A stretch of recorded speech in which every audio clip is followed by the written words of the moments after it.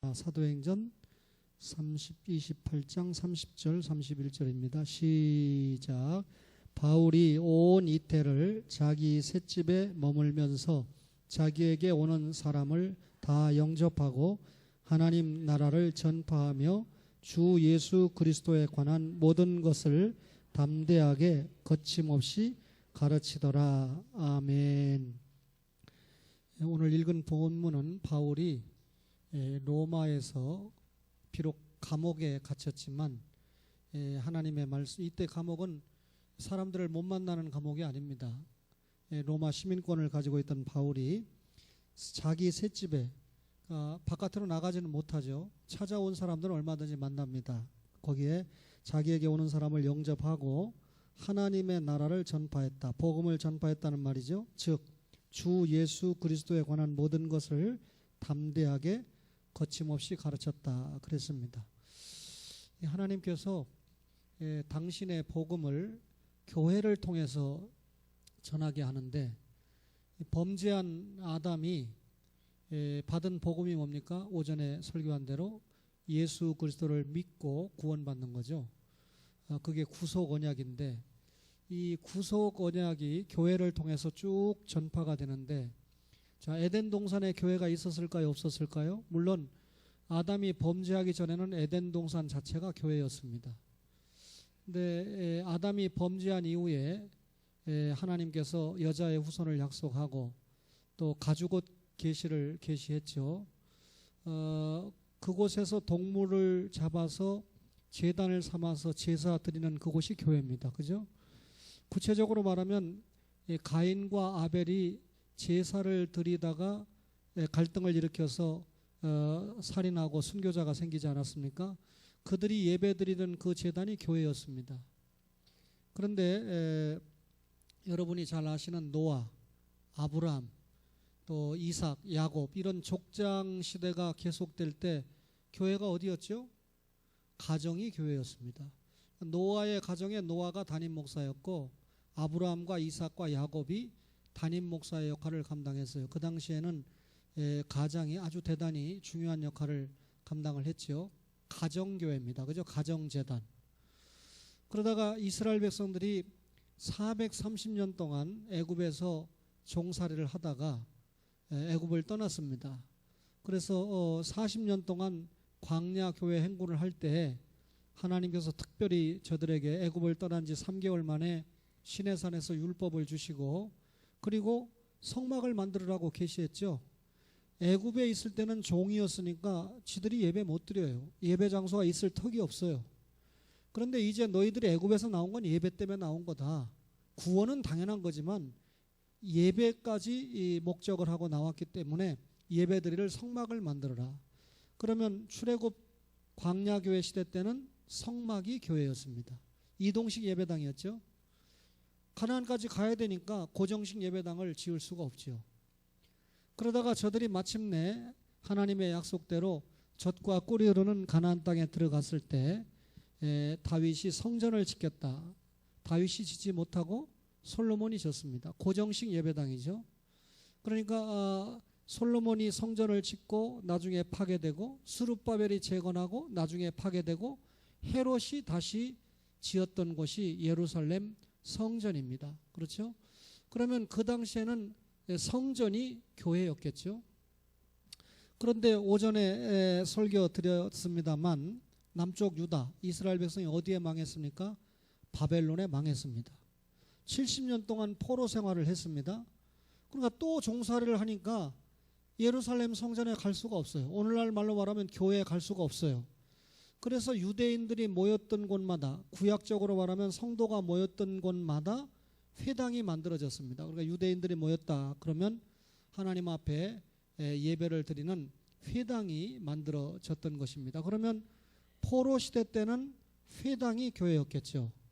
근데 여기에서 중대한 차이가 생깁니다. 대표적으로 성막에서 예배 드릴 때는 오늘날 같이 제사장이나 목사가 설교하면서 예배를 드리는 게 아니라 제사장이 제물을 가지고 와서 하나님 앞에 속죄 사역을 감당하는 번제, 소제, 화목제, 속죄제, 속건제라고 하는 5가지 제사를 하나님 앞에 드리게 됩니다. 그렇죠? 그러니까 말씀 중심이 아니에요. 오늘날 천주교가 하는 것처럼 제사 중심이죠. 미사 중심이죠. 성전도 마찬가지입니다.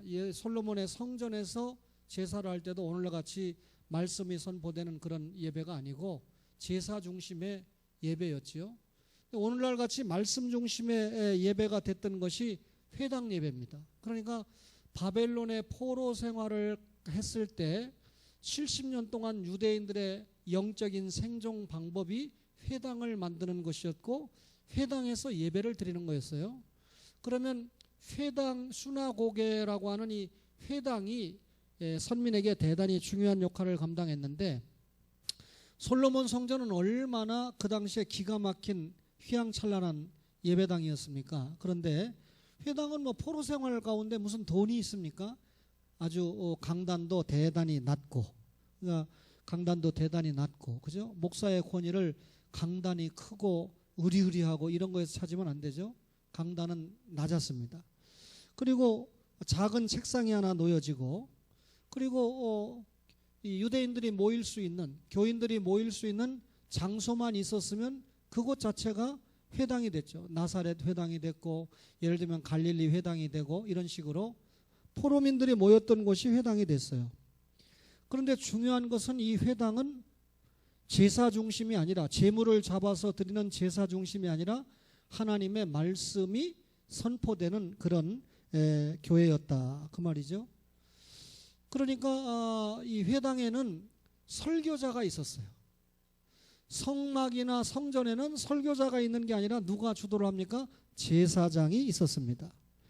그러면 여러분, 회당은 성막이나 성전에서처럼 제물을 잡아서 제사를 드리는 중심이 아니었습니다. 다시 말하면 성막이나 성전은 제물을 잡아서 제사장이 집전하는 제사 중심의 예배였다면 회당은 말씀 중심의 예배였죠. 그러니까 제사장이 중요한 역할을 감당한 것이 아니라 쉽게 말하면 설교자가 중요한 역할을 감당하게 되는데, 회당은 말씀 중심이라고 그랬습니다. 성전이나 성막은 제사 중심이라고 그랬습니다. 그럼 한번 우리가 확인을 해볼게요. 회당에서 예배를 드릴 때 회당에서 오전 예배는 설교를 했어요. 설교자가. 그러니까 모세 오경을 가지고 설교하는 거죠. 근데 오후 예배는, 그때는 신약이 없을 때니까, 신약 성경이, 오후 예배는 설교를 하지 않고 가르쳤습니다. 그래서 오전에는 케로소, 오후에는 디다케, 이렇게 회당 예배는 분명히 나누어서 했어요. 저는 오늘날 교회가 이런 방법을 따르는 것이 성경적이고 좋은 방법이다. 오전에는 대중들이 모이니까 설교를 하고, 오후에는 구속의 체험이 있는 분들이 오후 예배 오지, 그죠? 요즘 간 크다는 말이 좀 화제가 돼버렸는데, 부모에게 불효하는 게 간 큰 거죠. 그러나 그건 아주 나쁜 간이 큰 거지만 남편에게 간을 주기 위해서 큰 건 아주 훌륭한 겁니다. 그죠? 그거는 이 오후에 짜장밥을 먹고서 오후 예배를 안 온다. 굉장히 간이 큰 거죠.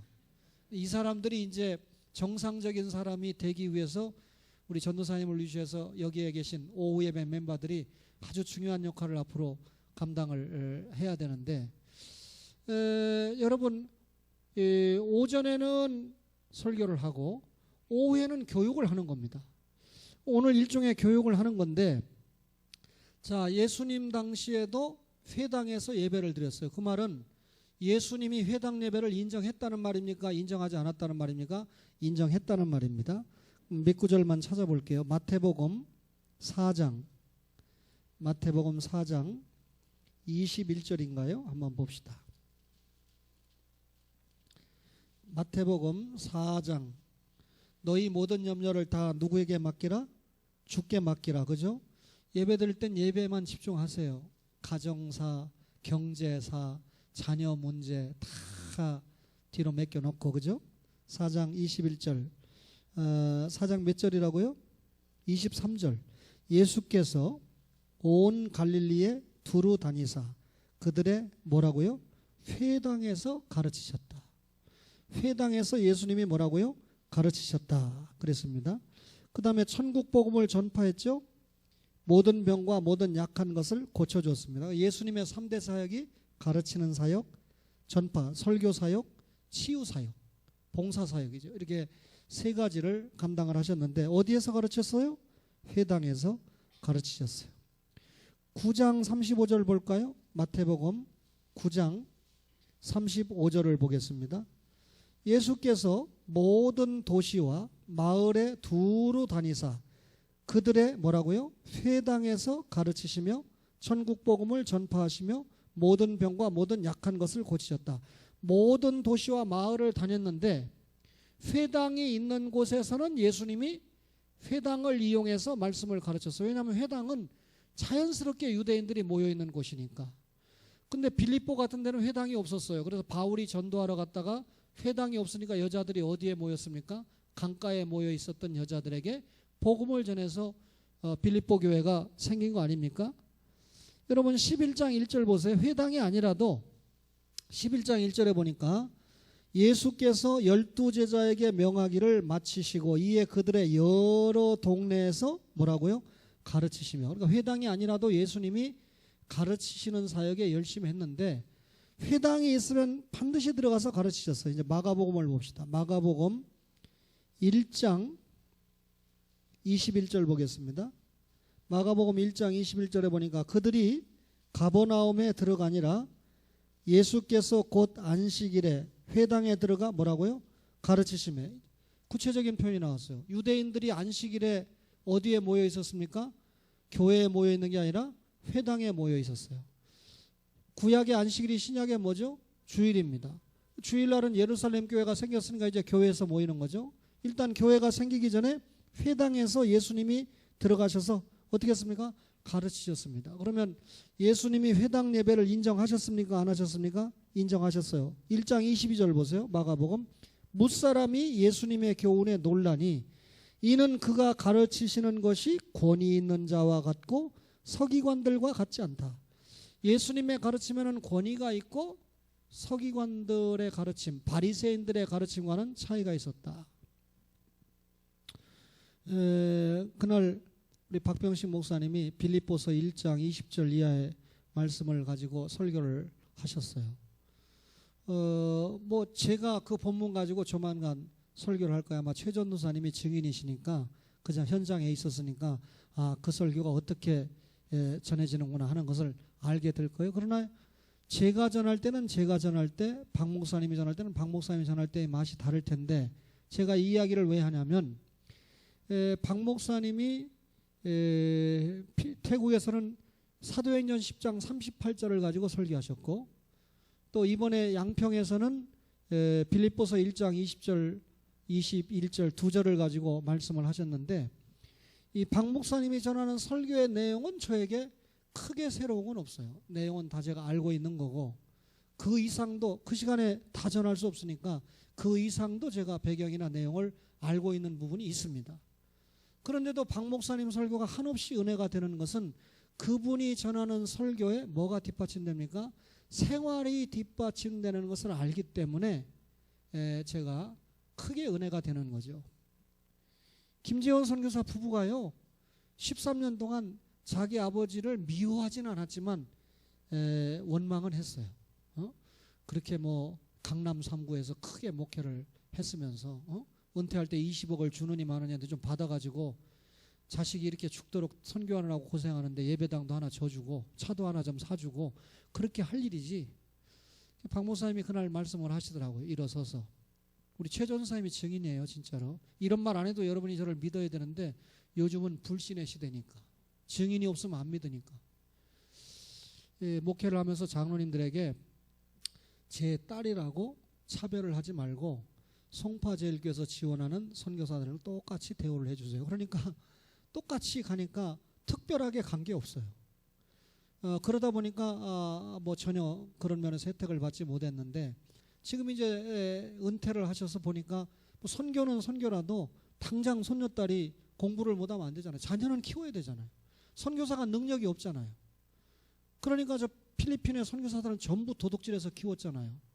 그런데 박 목사님이 자기 이 원로 목사 사례에서 떼가지고 거의 떼가지고 아이를 공부시키다 보니까 힘든 광경에 있는 거거든요.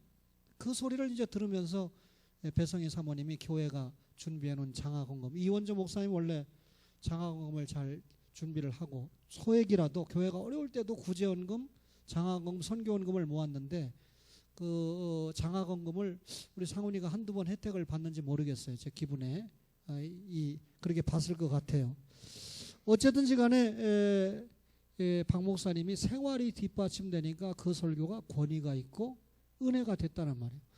예수님은 신앙과 행위가 반드시 일치되는 완벽한 생활의 모습을 우리에게 보인 분이잖아요. 그러니까 바리새인들이 백날 떠들어봐야 지는 지키지도 못하면서 떠들으니까 설교와 부합되지 않는 생활을 하니까 1000만 마디 말을 해도 은혜가 안 되지만 예수님이 하시는 설교는 엄청난 권위와 은혜가 따르게 된 거죠. 그러면 여러분 예수님이 회당에 가서 설교를 하셨는데 바울은 어땠습니까? 한번 찾아볼까요? 사도행전 17장 1절을 보겠습니다. 사도행전 17장 1절을 보니까 뭐 많은 구절이 있지만 대표적으로 자, 사도행전 17장 1절에 그들이 암비볼리와 아볼로니아로 다녀가 데살로니가에 이르니 거기 뭐가 있습니까? 유대인의 회당이 있는지라. 데살로니가는 회당이 있었어요. 앞에 빌립보에는 없었지만 바울이 자기의 관례대로 그들에게로 들어가서 새 안식일에 성경을 가지고 강론했다. 새 안식일은 뭡니까? 안식일을 3번을 맞이할 동안 회당에 들어가서 성경을 강론했는데 그 강론한 내용이 뭡니까? 3절에 뜻을 풀어 그리스도가 십자가에 죽고 죽은 자 가운데서 부활할 것을 살아나야 할 것을 증언하고 이르되 내가 너희에게 전하는 이 예수가 곧 그리스도 왕이고 제사장이고 선지자다. 이렇게 전했다는 거예요. 바울이 회당에 들어가서 하나님의 말씀을 전하고 가르쳤습니다. 그렇죠? 사도행전 18장 4절을 볼까요? 사도행전 18장 4절에 보니까 고린도에 왔습니다. 자, 안식일마다입니다. 바울이 회당에서 강론하고 유대인과 헬라인을 어떻게 했습니까? 권면하니라. 바울이 회당에 들어가서 복음을 전하고 가르쳤습니다. 그렇죠? 그러면 회당 예배를 정리해 볼까요? 3가지로 정리하면 첫째는 강단 중심의 예배예요. 하나님의 강단을 중심으로 해서 그게 화려할 필요 없습니다. 하나님 앞에 오전에 설교를 듣고 오후에는 교육을 받을 수 있는 그런 강단 중심의 예배였다. 두 번째는요, 회당 예배는 토라, 가로 열고 말씀 중심의 예배였어요. 토라가 뭐죠? 모세오경입니다. 그러면 여러분 회당은 바벨론의 포로 생활을 할 때니까 신약 성경은 이미 기록이 안 됐을 때고 아직 기록이 안 됐을 때고 예수님도 아직 안 오셨을 때예요. 그러면 여러분 이 당시에 중요한 복음적인 말씀이 모세오경이었어요. 율법입니다. 그러니까 모세오경을 오전에 부지런히 그것을 가지고 설교해 주는 겁니다. 그런데 여러분 오후에는 이 가르치는 교육적인 말씀의 예배라고 그랬죠. 그럼 오후에는 뭘 가르쳤냐면 세 번째 중요한 특징이, 그러니까 두 번째는 토라 중심, 말씀 중심의 예배라고 그러면 세 번째는 선지자의 글을 해석하는 예배였어요. 그러니까 교육을 할 때는 뭘 교육을 했느냐면 예를 들면 이사야 선지자가 이렇게 얘기를 했다. 또 모세 선지자가 혹은 아브라함 선지자가 혹은 스가랴 선지자가, 그러니까 그 시대 이전의 선지자들이 전한 말씀. 여러분 이미 남쪽 유다가 바벨론에 망했을 때는 1기 선지자가 있잖아요. 그리고 2기 선지자가 있고 망했을 때 선지자가 에스겔이나 다니엘과 같은 포로기의 선지자 아닙니까? 그러니까 1기와 2기 선지자들이 가르쳤던 것을 얼마든지 포로 시대에 가르칠 수 있는 상황에 있었죠. 그러니까 여러분 구약적으로 말하면 확실한 복음은 이 말을 오해하지 마세요. 여러분이 이해를 쉽게 하기 위해서 모세오경입니다. 근데 그 모세오경을 바로 깨닫게 하기 위해서 모세오경에 있는 언약을 준수하면 복을 받고 준수하지 못하면 저주와 심판을 받는다는 게 가르침이잖아요.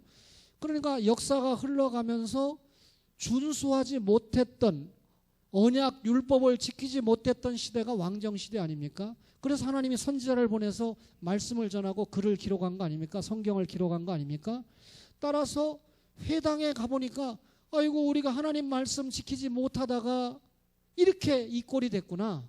그러니까 오전에는 하나님의 말씀인 모세오경을 가지고 설교하고 오후에는 그 말씀을 못 지켰을 때 이렇게 됐다는 말씀을 해석해 주므로 결국은 뭘로 돌아오게 하는 겁니까?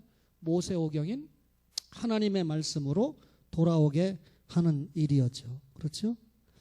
여러분 신구약 66권이 아직 기록되기 전에 이런 예배를 드렸는데 회당 예배를 예수님이 인정했고 바울이나 베드로와 같은 사도들이 인정을 했기 때문에 이런 예배 속에서 오늘 신약의 이런 예배 형태가 만들어지고 예배라고 그러면 하나님의 말씀이 선포되고 하나님의 말씀이 교육되는 것이 핵심적인 내용이죠. 그 예배의 말씀을 받고 우리가 어떻게 하는 겁니까? 결단하고 순종하고. 그렇죠? 오해하지 마세요. 제가 지난주에 어느 이영옥 집사님 신방 간다. 금요일 날 신방 간다. 그렇게 발표가 났으면 지난 주일날 나한테 이거 봉투 주면 얼마나 좋겠어요. 그죠? 두 번째로 제가 금요일 날 갔다 왔는데 이제 뭐 내일쯤이면 퇴원한다고 그러니까 병원에서 수술 끝나면 빨리 나가라는 거예요. 어떤 병원이든지. 새 환자 받아서 또 검사해가지고 돈 벌어야 되니까. 그러니까 내일이면 쫓겨날 거예요. 본인은 조금 더 있기를 원해도. 그러니까 이제 내일 제가 이따 끝나고 지시할 겁니다만 전도사님이나 삼조전도 회장이 모레나 글패 퇴원할 것 같으면 내일 한번 신방하라 하고 내일 퇴원할 것 같으면 집으로 신방하라고 그래야 되죠. 그러면 또 가까이 오면 제가 한 번 더 가서 이번에는 거기는 뭐 아산병원은 특이하대요. 제가 기도를 딱 얼마나 옆에 거기에 보면 아주 은사 중심의 목사가 보면 메시아입니다. 나사렛 예수 그리스도의 메시아입니다 하고 소리가 크게 될 텐데 영역 있는 목사죠. 저는 아주 조용히 했죠. 조용히 해서 안 쫓겨났어요. 최 전사님 알죠? 기도하는데 간호사가 기다린 거예요. 기도가 다 끝난 다음에 간호사가 뭐라고 하냐면 앞으로는 여기 규정이 절대 병실에서 기도 못하게 돼 있으니까 바깥에 나가서 기도를 해주세요 하고 제재를 하는 거예요. 근데 만약에 믿습니다 했으면 중간에 목사 기도 못하게 하고 깨웠을 거 아닙니까? 눈 감고 기도하는데 어쨌든 그렇게 기도를 하고 왔는데 설교는 할 수가 없죠. 이제 방문을 하면 하나님의 말씀까지 전해서 격려를 할 수 있는데 중요한 건 이번 기회에 간 큰 여인이 교회 인사이드로 들어와야 돼요. 그죠? 새벽기도 딱 수술 받으러 딱 한 번 나왔는데 그죠? 우리 권사님들 닮아가지고 새벽마다 나올 수 있는 믿음의 사람으로 길러내야 되고 자기 집안 가운데 다 예수 믿는데 왜 자기만 교회 안 갑니까? 그죠? 장로 목사라는데 그분만 교회를 안 나오는 거예요. 부인이 입원하기 전에 목사님한테 가서 기도받자 그러니까 수술 받고 난 다음에 내가 살면 가서 나간다 그렇게 얘기했다는 거예요. 나오게 만들어야죠. 그죠? 우리가 전도하고 양육할 수 있는 최대 호기를 마련한 거예요. 그런데 어제 토요일 날 와가지고 뭐 교회 청소한다고 왔더라고요. 부부가. 그럼 청소한다고 왔을 때 주고 가든가 나한테. 그때도 가만히 있다가 오늘 낮 예배 끝나고 나니까 저를 찾아왔어요. 네 분이. 그래서 한 분은 김재원 선교사에게 한 분은 이영옥 집사님에게 전해달라고 목사에게 맡겼는데 이런 건 천장을 몇 개도 내가 받습니다. 그죠? 그런데 내가 이 이야기를 왜 하느냐면 오늘 오전에 설교를 했잖아요. 오늘 설교의 마지막 부분이 뭐였습니까? 대제사장 여호수아를 설교하면서 그냥 이론만 말씀만 전한 게 아니고 그 말씀 이론하에 마지막 적용에 대제사장이 자신과 타인과 결국 자신뿐만 아니라 타인을 하나님 앞에 바치는 자다. 우리가 바치는 삶을 살아야 된다 했는데 그 설교에 은혜를 받지 않았을까. 그래서 은혜를 받아 놓으니까 아마 저기 했는데 내가 이 자리에서 아주 공적으로 광고하는데 26년 동안 저는 김병준 장로님에게 밥을 얻어먹은 적이 없어요. 근데 그 부인이 밥을 샀어요. 그 부인이 밥을 줬어요. 그래서 저는 분명하게 말하는데 장로님보다 권사님이 훨씬 더 좋습니다. 이 말을 잘 이해하시기 바랍니다. 그러니까 선한 일을 권사님이 하자고 해야 하는 것 같아. 헌금을 권사님이 하자고 해야 하는 것 같아. 그럼 왜 그럴까요? 아마 이 장로님이 돈을 벌어다 주면 살림을 권사님이 하니까 그런 것 같아요. 그래서 제가 장로님을 상대 안 하고 권사님을 상대하고 있습니다.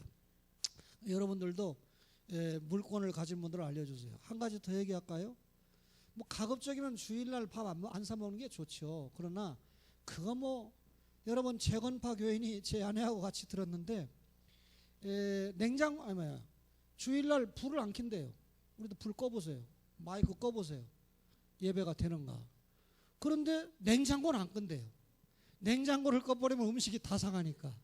그러니까 뭐 이런 재건파가 있습니까? 끌려면 전기를 안 킨다는 건 주일날 유하는 객이라도 일하지 말라고 그랬으니까 이거 주일날 우리가 쓰면 한전에 다니는 사람이 일해야 되잖아요.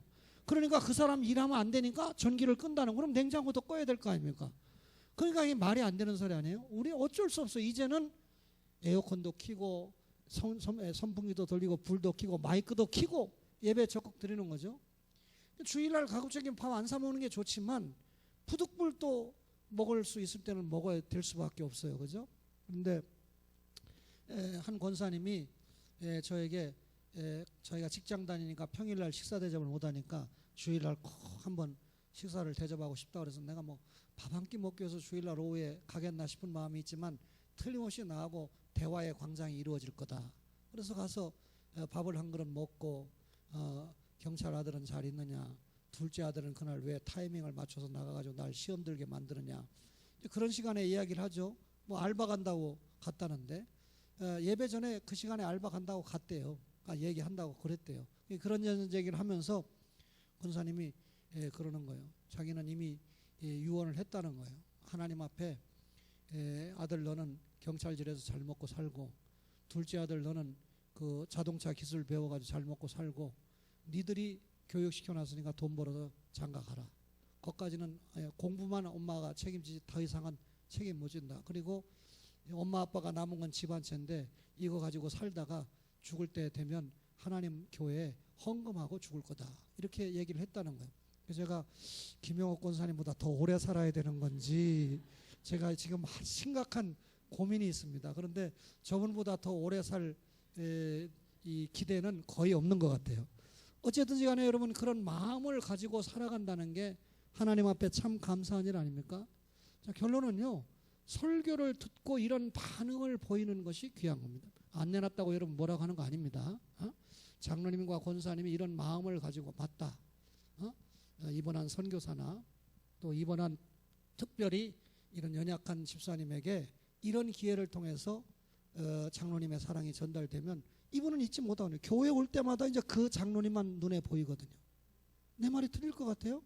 다른 분은 눈에 안 보입니다. 자기가 어려운 과정에 있을 때 관심을 가져줬던 장로님이나 권사님이 눈에 보이는 거예요.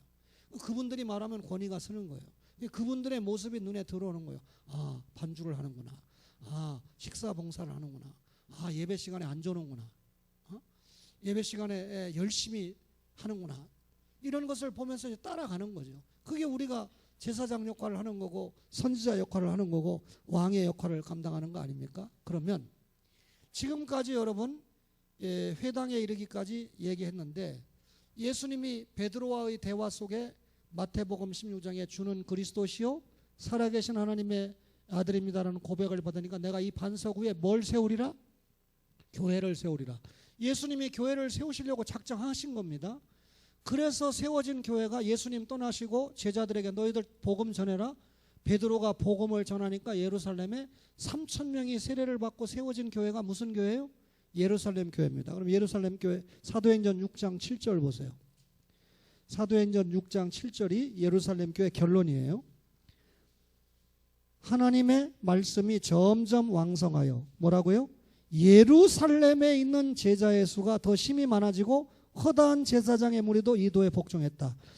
복음이 어디에서 출발합니까? 예루살렘에서 유대 사마리아 땅끝이잖아요. 왜 예루살렘에서 출발하죠? 십자가와 부활의 진리가 예루살렘에서 성취가 됐으니까. 그러면 예루살렘이 부흥했습니다. 교회가 세워져서. 근데 예루살렘에서 어디까지 가라고 그랬어요? 땅끝까지 가라고 그랬습니다. 자, 6장 7절, 9장 31절 보세요. 9장 31절. 사도행전. 그리하여 바울이 예수를 믿음으로 온 유대, 갈릴리, 사마리아 교회가 평안하여 든든히 서가고. 자, 예루살렘을 제외한 지역이 유대. 그죠? 남쪽 이 유대 중앙 수도가 예루살렘 아닙니까? 그럼 예루살렘은 수도고 예루살렘을 벗어난 경기도 유대. 그 다음에 갈릴리 북쪽이죠. 사마리아 중심 부분이죠. 그러니까 예루살렘은 수도고 예루살렘을 떠나서 온 팔레스타인, 온 가나안에 복음이 확장됐어요. 맞죠? 그 다음에 여러분 세 번째로 사도행전 12장 24절 보세요. 12장 24절에 하나님의 말씀은 흥왕하여 더하더라 그랬습니다. 그런데 어떻게 흥왕했는지 11장 19절 보세요. 11장 19절에 그때 스데반의 일로 일어난 환란으로 말미암아 흩어진 자들이 베니게와 구브로와 어디까지? 안디옥까지 이르러 유대인에게만 말씀을 전하는데 수리아 안디옥까지 복음이 확장이 됐습니다. 이 안디옥 교회가 이방 선교를 책임진 교회잖아요. 유대 선교를 책임진 교회가 예루살렘 교회라고 그러면 이방 선교를 책임진 교회가 안디옥 교회잖아요. 안디옥까지 복음이 갔는데 그 복음이 간 결론이 뭡니까? 하나님의 말씀은 흥왕하여 더했다 그랬습니다. 그렇죠? 그 다음에 여러분 16장 5절을 보세요. 사도행전 16장 5절을 보니까 이에 여러 교회가 믿음이 더 굳건해지고 수가 날마다 늘어났다. 이번에는 믿음이 굳건해지고 수가 늘어났다. 그런데 6절 보세요. 성령이 어디에서 말씀을 전하지 못하게 해요? 아시아에서. 그래서 어디로 갑니까? 유럽으로 가잖아요. 그럼 지금까지 바울이 어디에서 복음 전했습니까? 아시아에서 복음을 전했습니다. 교회의 확장이 소아시아까지 미쳤는데 이때 아시아는 터키를 중심한 지역이니까 소아시아까지 미친 결론이 여러 교회가 믿음이 더 굳건해지고 수가 날마다 늘어났다. 그 다음에 복음이 어디로 갔습니까? 유럽으로 갔죠. 19장 20절을 보세요. 19장 20절.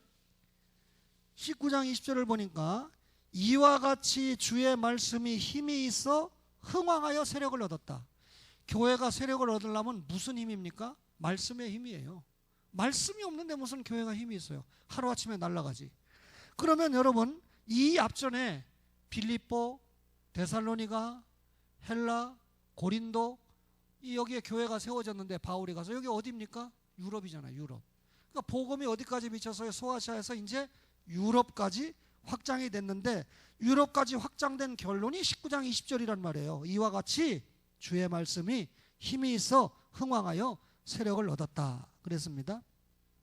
그랬다가 오늘 읽었던 이제 유럽까지 갔죠. 오늘 읽었던 마지막 28장을 보세요.